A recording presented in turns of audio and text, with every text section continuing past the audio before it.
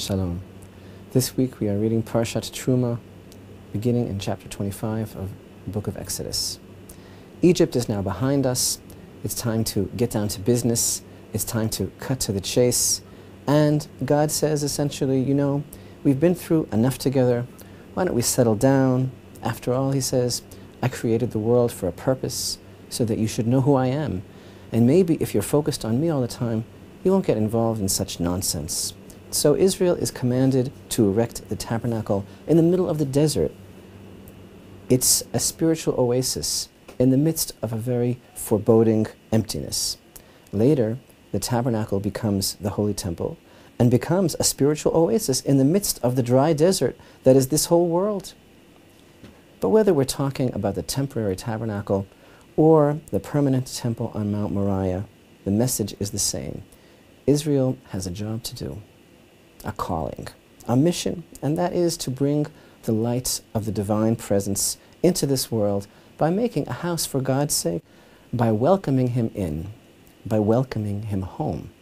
And the sheer iconography of Israel traveling through the desert with all her tribes surrounding the tabernacle, arranged in that fashion, is a profound statement to a skeptical, cynical, self-serving world.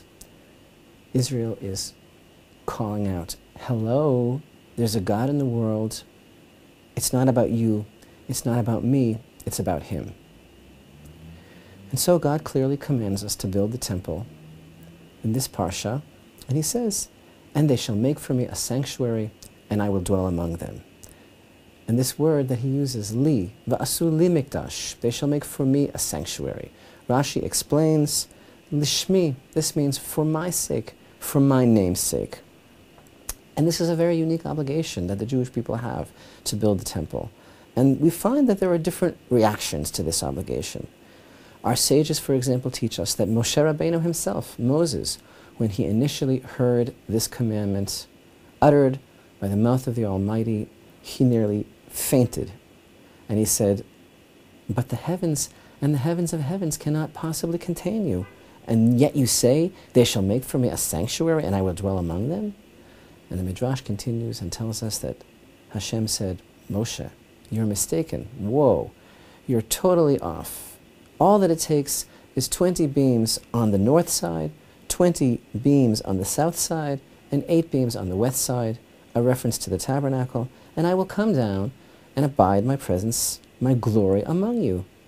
As if God is saying, this is not rocket science. I'm not looking for perfection. I'm looking for man. I'm looking for you. And then the Midrash teaches us that there is the reaction of the angels. They were very zealous. They were very indignant. How can you do this? They said to God. How can you allow your glory to abide amongst men who are but dust? But the Zohar states that God gave this commandment to Israel when they circumcised themselves. And this tradition is making a connection between the concept of circumcision and the concept of the building of the temple, which makes for God's dwelling amongst his people.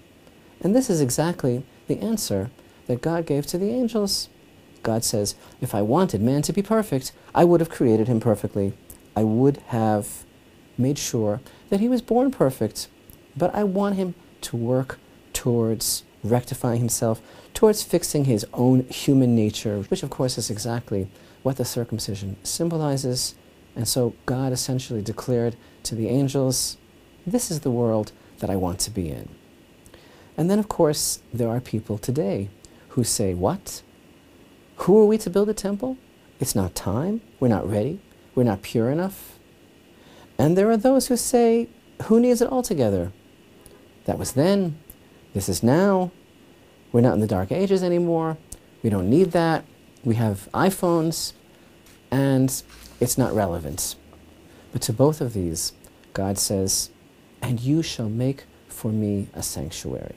As Rashi says, li, lishmi, for my name's sake. As if to say, I didn't ask you. This is not a question of your opinion. It's not about you, and it's not for you. It's for me. Is that okay? Do you mind doing something for me? And the Midrash states, when Israel stood before him at Sinai, he told them, There's only one reason I delivered you out of Egypt, in order for you to erect for me a tabernacle so that my presence will dwell among you. What a promise. They shall make for me a sanctuary, and I will dwell among them. The temple is God's plan for the model of a perfect world in the midst of all the turmoil.